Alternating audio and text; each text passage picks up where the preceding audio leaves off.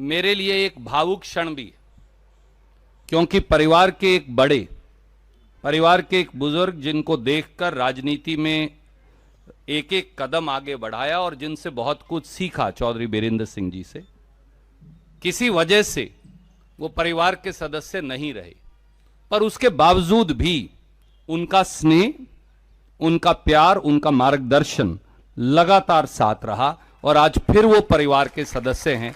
मुझे लगता है कि इससे भावुक और इससे गौरवान्वित क्षण शायद व्यक्तिगत तौर से मेरे लिए नहीं हो सकता। आपका बहुत बहुत स्वागत।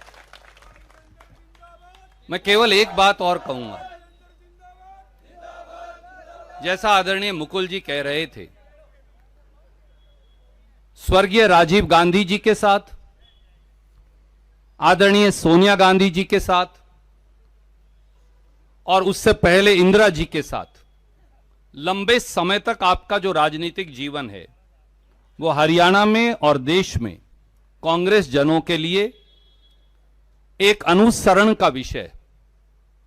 मुझे मालूम है कि एक युवा आयु में 1977 में जब कांग्रेस पार्टी केवल 2 सीट जीती थी, तो उस समय भी चौधरी बीरेंद्र सिंह जी ने कांग्रेस का परचम 1970 में लहराया था। 3 सीट जीती थी, पोसवाल जी भी थे। और आज फिर मुझे यह विश्वास है कि आपके आने से संसद के चुनाव में भी और विधानसभा के चुनाव में भी कांग्रेस मजबूत होगी। मुझे अब भी याद आता है, मैं मेरी बात को पूरी करूं, कि जब किसानों का संघर्ष चल रहा था तो चाहे आप भारतीय राष्ट्रीय कांग्रेस और किसान संगठनों का हिस्सा नहीं थे, पर चौधरी बीरेंद्र सिंह जी वो व्यक्ति हैं जिन्होंने ये साहस दिखाया कि अपनी स्वयं की उस समय की पार्टी की लाइन तोड़ के वो किसानों के साथ खड़े हो गए। जब हमारी पहलवान बेटियों के साथ अपमानित व्यवहार हो रहा था, तो ये नौजवान सांसद विजेंद्र वहां बैठे, ये सब बातें छोड़कर पार्टी की लाइन तोड़कर एक बार फिर हरियाणा की बेटियों के साथ खड़े हो गए। ये व्यक्ति के चरित्र को दर्शाता है, ये व्यक्ति के आचरण को भी दर्शाता है, और शायद इसीलिए एक बार फिर ये जुड़ाव सुनिश्चित था।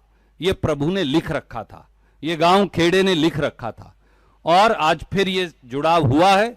मैं आपका बहुत बहुत स्वागत करता हूं, व्यक्तिगत तौर से भी और भारतीय राष्ट्रीय कांग्रेस की ओर से भी।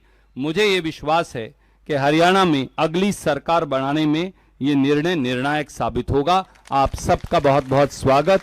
जय हिंद।